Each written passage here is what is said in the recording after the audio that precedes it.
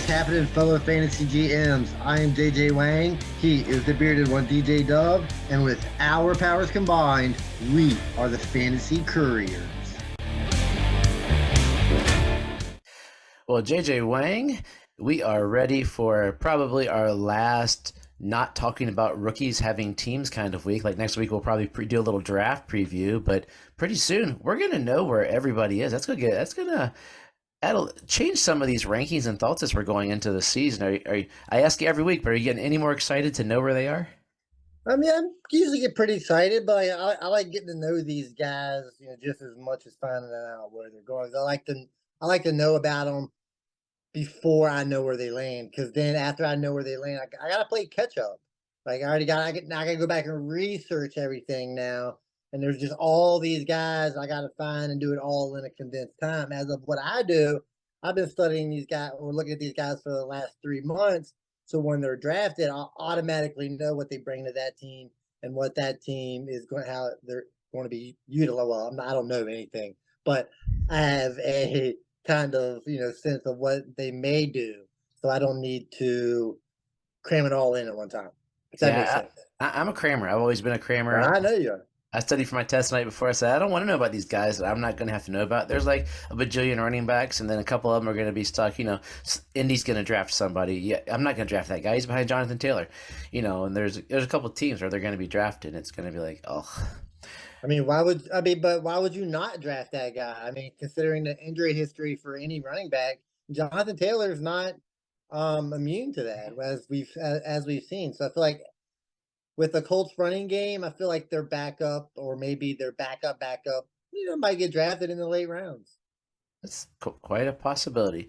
So, I'm guessing draft day, there's going to be a couple trades or players coming free. We've seen the Aaron Rodgers fiasco that's been going on for a month. I think they're playing a hard game of chicken. He'll be a Jet as far as my brain thinks. It's a matter of if the Jets are going to finally fork over what the Packers want. But just last week, when this is recorded, the Minnesota Vikings are talking about possibly cutting Dalvin Cook and the ripple effect that could affect lots of teams throughout the league. And of course, everybody knows that I'm a Dolphins fan, so I'm seeing that name linked a lot to Dalvin Cook.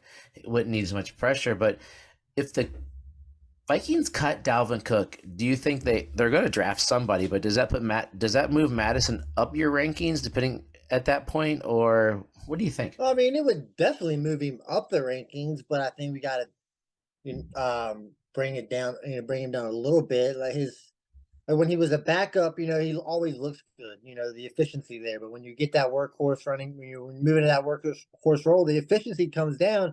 So we don't know exactly how he's going to react to that.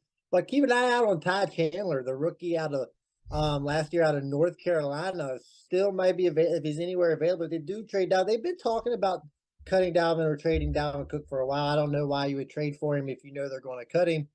But it's just how much would Dalvin Cook want? I feel like Dalvin Cook probably wants a lot of money for a running back. Oh, he's still getting paid. That's the problem. He's getting paid so much, and they're deciding if they're going to go for a youth movement or not. I mean, who knows? It's at this age of running back. I mean, this is what happens. They're not going to produce what their contract really says anymore at this point. So make me a little giddy. What if Dalvin Cook goes to Miami? Cool, just like every other running back goes. I mean, he'll be good, I guess. I mean, well, he won't be needed to be great, will he? He be better in real life than in fantasy? well, I mean, yeah.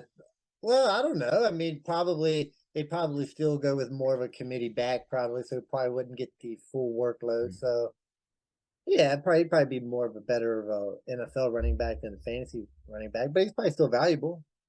Better for my heart than for our show, so I guess he has to have some value. But yeah, I got him in one place, and I was like, man, I don't know what I should root for as he's going through. A couple other guys got signed, but I'm going to throw a couple of those guys in during our thing. So last week, I failed miserably at trying to talk about Easter candy with you. So I'm going to try something that I grew up with that my wife's family did not grow up with this week. We're going to talk about desserts. We're staying in the unhealthy range. I was going to do vegetables, but that's just not fun. Were you a dessert family? I mean, I don't know if it was a dessert family. I mean, I'm a dessert guy. I mean, I love all things Sweet. I will say that when it comes to dessert, I am kind of the opposite as opposed to like candy. I like a good fruity dessert. I mean, I'm all aboard the strawberries and bananas and blueberry and all that kind of stuff as as part of a dessert. That is quite interesting. I was going to ask you, so you're if you had a perfect meal, what would your dessert be? Probably like a some kind of maybe like a strawberry cheesecake, something like that. I mean, that's pretty ideal. I love a good cheesecake, man. Sprinkle with some cherries on, some fresh cherries, maybe like a little bit of like a jelly, like a jam. Oh, it's just fantastic, man. And if the people in the podcast can't see, I've got like the fancy finger up for you, fancy pinky Yeah, finger. Cheesecake's uh, I never would have thought you were a cheesecake man. my daughter always grabs them when we go to the grocery store. She puts it in the cart. I really don't pay much attention. Then when she rings it up, Yeah. it's like $27. I was like, what is that? But I was like, at the end of the day, we eat it and we enjoy it, so it was worth it.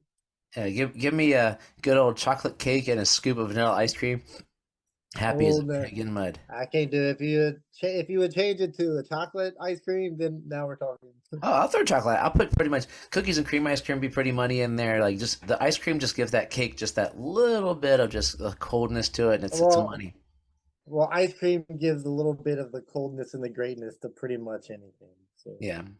That is a straight up truth. So if you were to say, is there a dessert that you're like, there's no way what's your zero seed dessert? I got mine taken care of. Or I got like two or Oh, three things a there. zero seed dessert. I don't know. I'd have to think about that real quick. I'm not a big fan of vanilla, like just a regular vanilla cake. Yep. Not a huge fan. I'll eat it, but not a huge fan. Yeah, I like the chocolate icing. The inside it's not that, but it's the icing for me. So it's like that sugary icing that my kids love. So if you would put coconut on a vanilla cake, that's probably my zero dessert. I don't know why you would make that a dessert, but And then that's put it. some that my dad ate Belgian chocolate cake. It had like coconut and then like Yeah, like that coconut stuff I can do without. key lime's right down there with me and pecan pie as well. Yeah. My Yeah, I can deal with that. Yeah, my dad and mom love some key lime pie. I was like, oh, I don't think so. As we go through, I'll ask you to give me a dessert comp. So your top dessert is a cheesecake. I can't argue there. Cheesecakes are money. I'm just too cheap. So I'm a chocolate cake kind of guy. And then we're looking at the worst being something just covered in coconut. So I don't know if I'm going to be giving comps to any of my guys because I got to think on all that, and I don't know if I can come away with Oh, you it. can do it. I have faith in you. I So don't know. So don't. we're looking at the AFC today. Who's your first guy you're tossing out for us to look at? So looking over, so I was looking over the AFC guys, and I completely realized that I am an NFC guy 100%. This was so hard trying to find AFC guys that I was excited about. I didn't put anybody I really wasn't excited about because that's just not really that much fun. But the first guy is Isaiah Pacheco out of Kansas City. I think he's everybody's kind of favorite. I think he's what we wanted CEH to be, but not quite because he still doesn't catch the ball as much as we would like. I mean, he's getting maybe one or two catches. But as far as the rushing goes, I mean, last 7 games, 13 plus carries in every game, so he was like a top 24 running back. Like I said, the only downside to this is the lack of receiving. Yeah, I love Isaiah Pacheco. I'm, as with I think pretty much the entire fantasy community, worry where Kansas City thinks of him because it's always in the team. Running backs with draft capital. James Robinson, stellar rookie season. Oh, we don't care. We're drafting ETN. Jordan Howard in Chicago, low draft capital, couple good years, and then replaced. So it's one of those. I love him. For me to go with my game, he is a chocolate cake without icing. Put the icing on Yeah. there. If no, they don't draft a running back. But I will say this, they also might be kind of a little hesitant because when they did draft a running back high, it backfired. So they might not Well, give they another drafted running back. CEH over Taylor. That was their problem. Well, I understand it doesn't matter, but it's how it turned out. Yeah. I mean, they drafted a running back high, it didn't work out. They got this guy low, it worked out. So maybe they wait later on fourth and the fifth round as maybe like a backup type. Yeah. I mean, I think they're going to give him every chance. As of this podcast, they haven't re-signed McKinnon. I thought that would be the smart move to move and just run it back with the band, go back through. So yeah, so I'm I'm with you. I'm all aboard with Pacheco. I've been trying to get him. He's just too expensive right now in Dynasty. If you don't have him, if you got him in the fourth round last year, you are a king of the world. But everybody else, they want like first rounders for him right now. I don't think he's first round value yet. He could be. So my first guy just made himself $15 million this year. I think he is a. I don't know what he's going to have, but we're looking at Odell Beckham Jr., who signed this week with the Baltimore Ravens to be paired with Tyler Huntley, starting quarterback as of today, because Lamar is being a bum. I mean, I am assuming Lamar goes back. All jokes aside, but what I've got does no issue what Lamar's doing. yeah does does Beckham? What do you think Beckham this year? What about I think why is did they give I him think $15 million? I think the same thing I thought of Beckham for the last few years. Other than the first 3 years of his career, he's not been a good receiver. Other than the first 3 years and that amazing one-handed catch, which he still seems to rely his whole career on. Since then, he has not been a very good receiver. So you put him on the Baltimore Ravens, where no receiver is ever really any good. Well, Marquise Brown was okay. Yeah. I mean, he did fine, but I mean, not excited. Is he a basically we know that Lamar likes you, we're gonna sign you. Come on, Lamar, so let's stop playing chicken, let's play some football. I think that's probably what it was. I mean, if it It's helps out, expensive. if it helps get Lamar in the building, why not? I mean, I mean, he doesn't even look have at to that. he's gotta be like he doesn't even have to be the number one receiver. That's the funniest thing about the $15 million guy. I mean, I don't even know what, like, he's probably some prepackaged kind of little Debbie snack for me for a dessert.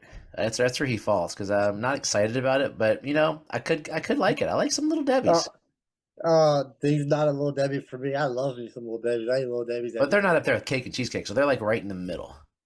I don't know. Yeah. Oh, yeah. Okay. We like too many desserts. That's our problem.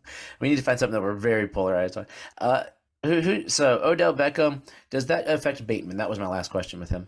Well, sure. I mean, any receiver coming in affects other receivers. They don't throw a whole lot. They're a running offense, and they're still like the number two option with the type with Mark Andrews. So yeah, I mean, it hurts everybody except Mark Andrews. Nothing hurts him. Yeah, okay. Okay. Who's your guy? All right, so my guy is probably one of my favorite guys, and he finally started coming to life at the end of the season, and that's Jerry Judy. Took a while. The beginning of the season was not good. Of course, the whole Broncos organization not good. From week 13 on, he had three top 15 finishes, including one finish and a number three finish. A+ targets in four out of the 5 games. Sean Payton coming in. Hopefully, the offense getting better. I'm just relying on Sean Payton being a better offensive mind with Russell Wilson than what they had last year. So, and I like the guy. So, Jerry Judy, Let's he's a let the very good piece. He's a very, very good piece of dessert. I don't know what you want to call it, but he's a nice piece of chocolate bowl ice cream. I'll tell you that. I mean, my notes, and just for everybody, we didn't tell each other any guys we were going to toss out just to see what the other person would come off the cuff there. My notes I wrote, we just each put some guys' teams and we're running through it. For Denver, my thing I wrote was, is Sutton dead? I mean, I don't know if he's dead, but I think he's probably the number two receiver. So And we'll see. I mean, is there I a just world don't where know. both of these guys could, like, I'm looking back, Judy had one or two more targets those last handful of games. Sutton was an active one of them, but he had more yards. And I was Sean Payton. Both of these guys could be top 24 receivers I easily. mean, it's possible. I mean, if he comes in there and he's got a high-powered offense like he had in New Orleans, where he's just doing everything and everything's working, I mean, sure. If everything's clicking on all cylinders, then absolutely. But in the NFL, it hardly ever clicks on all cylinders. I mean, you'll see as we go into the summer. I am banking this year on a Russell Wilson resurgence. I think he's going to bounce back this year. But I also but it's not because of Russell Wilson. I just love Sean Payton. I mean, well coached players, well coached teams could step up. So if Russell Wilson's going to do that, these two guys are going to have to be a part of I the. mean, Taysom Hill was effective with Sean Payton, so come on, I mean, these guys are right? better. Yeah, I mean, both I of these mean, guys could be. I I mean, think we would all agree that Russell Wilson is still better than Taysom Hill, right? just a smidge, just a All right, smidge. all right. Yeah, It'll be interesting to see, but I think they will be. So I think we'll since you like Little Debbie's, we'll put them as a Swiss cake roll because you get two of them for the price of one. Nice little That's a good pair one. together. I like that. Yeah, And I love. I like Swiss. I eat a lot of Swiss cake. I eat a lot of Swiss cake rolls. So as you grow up, though, now we got to buy them. Do you eat generic Swiss cake rolls or only Little Debbie ones? I only eat Little Debbie's. Ah, see, I've moved into the All, generic realm, and they taste just as no, good. no. There's certain things. There's certain things at the food store that I don't buy generic brands of, and Swiss cakes and like the Little Debbie's is one of them. Well, I'll even go. I'll step up with you. I'll make my Cortland Sutton Jerry Judy a Little Debbie Swiss cake roll. Not a great value, not illegal. We'll do it. Okay, my guy I'm going to throw up is a guy who decided to gamble, and now Jacksonville gambled on him. That's Calvin Ridley in Jacksonville. Is this offense gonna be like with Calvin Ridley stepping into an offense that was starting to roll towards the end of the year, and that team looked hot? What's the limit here for Calvin Ridley? All right, so I'll bring up my guy because he's also with Jacksonville, and that's tight end Evan Ingram. So I mean, so we're looking at the number 5 tight end last year. Christian Kirk looked good as well, and now you add in your guy Calvin Ridley. I think this offense could look really, really good, but how many of these guys are going to be like superstars, like that number 1 guy with all 3 of them, earning I their mean, it share of the helps that you're pie. going to play Houston twice, Indy twice. That's 4 games right there. You should be able to put some points. Tennessee's okay, and their defense, more defense to slow the game down, kind of thing. So there's some games where you can roll without seeing the whole schedule yet. I mean, I could know who they Oh, play. I agree, and I think this has got to be the year. I keep saying this every year. This has got to be that year that Trevor Lawrence takes that step and becomes like the top 5 guy that we thought he would be. Right, with this way the offense is set up. I mean, they got a good run game. They got receivers all over the place at everywhere at every position, and they still got Zay Jones, who's still has great games from He's time to the three. time. Zay Jones will be the Yeah, three. yeah. So, and the defense is getting better. I mean, this has to be the year where something happens, where that next step got to be taken, or else I'm going to start losing faith. It's going to They stop. play Atlanta, Carolina, Oh my Kansas God. City. So Kansas City is never a great defense. It's awesome offense. Pittsburgh, Tampa, New Orleans, Cleveland, They Buffalo. got the best schedule in the league. Yeah, I mean, they got some tough games, but there's games they're going to lose, but the 49ers will probably slow them down. But they're playing the Chiefs. That could easily be 42-38. Oh, absolutely. Same thing with the Bills. So, I mean, All these games, I feel like could be 42-38. this is going to This be the is summer crazy. of the Jaguars, isn't it? Jaguars are going to be so much fun. I mean, But I could be ordering me a coffee cup with the Jaguars on it at this point of the year. Because too much. I mean, they were still in my top 3 last year going into who was going to be my favorite team. Yeah. So I mean, they could only go up now, right? So Calvin Ridley does he fall in as we're talking basically as 3 guys. Zay Jones is a supporting cast. Where do you see Calvin Ridley falling this year in the pecking order of the receiving threats? 1, 2, or 3? Right now I gotta say he's the number 3. I mean, the dude hasn't played in a really long time. Christian Kirk looked really good. Evan Ingram looked really good, and now you're bringing him in, and I know you're bringing him in maybe to be that number 1, but right now I gotta say he's the number 3 until proven otherwise here. I think I'll slide him into high 2. I'll give Kirk what he did last year. I think Ridley, because if anybody remembers a couple years ago, Ridley was my wide receiver 1. Then he just pooped the season because I thought he was going to blow up for that Falcons team, and boy was I wrong. But I mean, he is only going to be 28. Like what, 26, 27 is a prime age for receivers. So he's on the downslope, but not. I could see him taking over Christian Kirk, and it depends upon how much work he can get in with Trevor and how they mesh up. I mean, I feel like it only helps everybody. Yeah. It hurt. It helps everybody, but it kind of hurts everybody as well when it comes to fantasy. As far as I'm concerned. Yeah, I got a guy we loved, and he we talked about him a lot, and he was a guy we planted our flag on last year, and that was Gabriel Davis. Oh God. I know, man. I had to bring him up. We haven't talked about him a lot. Um, Yeah, Gabriel there's no reason Davis to. was the darling of basically last summer for everybody, us included. And then he had a whole 48 receptions for 836 yards, and he did have 7 touchdowns. So it's not terrible, but it was not what we were expecting out of Gabe Davis. And they just signed. Oh my gosh, I just lost it. Um, Deontay Harris, who apparently they like, and they have Khalil Shakir. Um, what Yeah, I mean, it wasn't good for what we thought it was going to be. Now, granted, I probably did over exaggerate from time to time about what he was going to do. No, I'm fully aware of that. But yeah, it was probably not going to be better than it was last year. Might still be that boomer bust guy. He did have a game here and there, but yeah, definitely disappointed.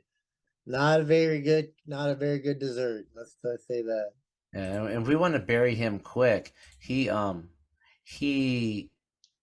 oh yeah, Calvin Ridley's probably just I can't even figure out to deserve him, but there have been I was reading a story today talking about how Hopkins is like I would love to play for Buffalo or Kansas City, which I'm pretty sure every receiver would love to play for, but he might have more leverage on us. So if Hopkins goes up there, we can pretty much just have a funeral for Gabe Davis, can't we? Oh, absolutely. Could you imagine Hopkins Oh, and Davis? I mean Hopkins and Diggs. Holy moly! yeah, that'd be pretty. It'd be pretty crazy if Diggs is going to be there because evidently Diggs isn't happy either. So. I mean, and when Gabe Davis to me, he's gonna be like a good Jello pudding. Jello pudding. I like a good pudding for dessert because I like it. But depending upon what happens the next couple weeks, he could be either that banana nasty pudding or a good chocolate pudding with like dirt with like the little crumblies on them. That's where I started pudding Oh, because yeah. it's something I like. But later on, I'm kind of like I really wanted cake instead. So that's sort of where he would fall. Who you got for us? All right, so this is my last guy's quarterback. I'm going to go with Kenny Pickett here. I mean, it's kind of interesting. So overall for the season, he was quarterback 28. Not really that good. The offense, not very spectacular, right? The running game, not really good. Receivers, of course, probably not really that all that great. If Pickett's numbers weren't that good. But if you look at the last 7 games, so if you look at the last 7 games, he was a top 20 quarterback, right? So I mean, we're getting better. He had 9 interceptions overall for the season, which doesn't sound bad when you compare it to when he only had 7 touchdowns. So 7 touchdowns, 9 interceptions, not good. But if you look at the last 7 games of the season, the offense opens up a little bit. Kenny Pickett starts looking a little better and he has 5 touchdowns to only 1 interception. So it looks a whole lot better now. Like I said, the offense wasn't good, but it got better. I think going into this year, I think the defense gets better. I think the offensive line gets better. I think the offense starts to open it up a little more. We like George Pickens, Deontay Johnson. We've seen what he can do. Najee Harris, we've seen what he can do. We don't know if he can do it, but we hope he can. So I think Kenny Pickett starts creeping into maybe top 15 territory with like that Kirk Cousins, like maybe that Kirk Cousins area. I said last year when I watched him play, I didn't watch a lot of Pickens last year because I'm just the Steelers agitate me. I respect him Oh, so it much, was dreadful. I mean, I'm not trying to sit here and say it was good in any way. but when he played Miami, and I said on here, I said it was the best 3 interception game I've ever seen. Like he looked confident in the pot, like, but and it's one of those things. Like you look at it's a rookie quarterback, and most rookie quarterbacks do not have those stellar. I mean, remember Peyton Manning's rookie year? It was dreadful. It was terrible, and then he turns out to be one of the greatest of all times. I mean, do Yeah, a I think lot of he's people going to have be bad that years. guy? No, but I do see him making a step. I think he's got the weapons there, and with those two guys, I'm worried that I'm too high on Pickens this year because it's he's becoming more polarizing in the community. People are overpaying for him. Everybody's trying to sell. And it'll be interesting to see how he steps up because he's almost Odell Beckham in my brain. We love him because his catches are beautiful. He had a couple of good games, but Deontay Johnson's sure and steady. Najee Harris should be better. So I mean, And Pat Fryermuth too. So as long oh as yeah, he can Big stay, Pat. if he can stay on the field too, eliminate the concussions. I mean, we're looking at a pretty solid offense when it comes together, opens up a little more. I think we might be on to something here. Yeah, I mean, I think he's going to be a jelly donut. Oh, I like a good jelly donut. Ooh, like a Bavarian cream Well, you donut? don't know. Oh, You got to bite into it, and it's either going to be lemon. Ugh, oh, I or like lemon. I hate lemon. Like it's gonna be Oh, one of those. I like Uh-uh. lemon. Or my favorite jelly donut is a raspberry jelly. So it's but Oh, you're gonna yeah, bite yeah. into it mid-season. You're gonna go, oh, this is amazing, or oh, it looked good on the outside, but what's coming out? Now. So it's because I'm not sure with like I what I saw I Or what liked if its you go presence. with a jelly donut, but you're not sure how much cream you're going to get in the middle? So it's either a Walmart donut Yeah. or no So cream. you might take a bite into it and it's just jelly oozing out. But you could take a bite into it and it's just like one little speck, like dime sized thing of jelly in there, and you're like, what is this nonsense? Oh, I get that with you. Yeah, that sounds good to you. My last one's gonna be 30 seconds so we can get out of here. Big Irv Smith, we've been on for years. But he signed in an interesting place, which would be Cincinnati. What do you? He was the guy I was going to toss out. Could he be sneaky if he's healthy for a year? He's going to be decent. Could he? I mean, obviously top 10 tight end. Could he be a top 7 tight end in Cincinnati? I mean, I don't know. It's going to be tough. I mean, just, and you know, they're going to throw a lot, right? They're going to Hmm. be throwing it all over the place. So, I mean, that's a positive. We just haven't seen it happen for him. He's just not ever on the field. It always getting what hasn't been. What's been He's three hurt all years the now? time. Yeah, it's been 3 years now, and we just haven't seen him on the field for an extended period of time, and it's just becoming. He's only 24. I mean, his birthday will be I right know. before he'll be I'm 25. fully aware. So I mean, I'm not giving up on the guy, but I've limited expectations to the point where I don't know if I'd go out and get him somewhere. But I mean, if he's on my team, he's going to stay on my team just for the hope of, you know what, I mean, I'm going to stick with him just because, you know, like you say, he's still young, new team, offense is crazy, crazy weapons. So He's I'm my I'm buy cheap hoping. tight end if you can get him. If you can get him cheap, just I mean, part of that offense just there's something that just feels right about that. If they made Hayden Hurst, who we thought was dead, look Yeah. good, so that's sort of my thought. Yeah, I So mean, the Hayden Hurst would get games from time to time. There'd be like maybe one game every like 3 or 4, like every 4 games. You know, he has a good one, yeah, keeps him relevant. That's all we can ask for. Keep Irv Smith relevant. so yeah, he's the mystery meat. I don't know what's the mystery A dessert. mystery meat. He's a Mystery meat. shepherd's That's the only pie. that only He's mystery dessert. is he a shepherd's pie? Yeah, that green stuff on top is either a decoration or it's mold. We'll find out soon. Oh God. That's what Irv Smith is at this point to me. But if I haven't looked too deep, but I'd buy him cheap out of curiosity to see what could happen. That's why I wanted to throw him in there real quick. So, what's your timer say? I think it says it's Timer time says for some JJ Wang wisdom. 20, 28 minutes. It's perfect. So, JJ Wang, Right. All give right. us some So wisdom. So this week I'm preparing for the draft and started listening, and there are just so many mock drafts, and they differ so much. Like all these guys that think they know so much just don't really know anything. Well, I'm not gonna say they don't know anything, and it changes from day. Like the way these drafts change from day to day is crazy, but just don't get overwhelmed with it. Listen to it. Just take it as, you know, a entertainment. That's all. I mean, that's how you got to take it, and just look for the interesting facts here and there. But yeah, just don't get overwhelmed with all the nonsense that a mock draft will give you. Because I mean, let's Justin Fields went number 12, and here we are talking Anthony Richardson going like top 4. I mean, the difference in that is crazy. Justin Fields was insane coming out of college, right? So yeah, so just take it all as entertainment and just make sure you're doing just enough research for yourself. As always, trust yourself and trust the process.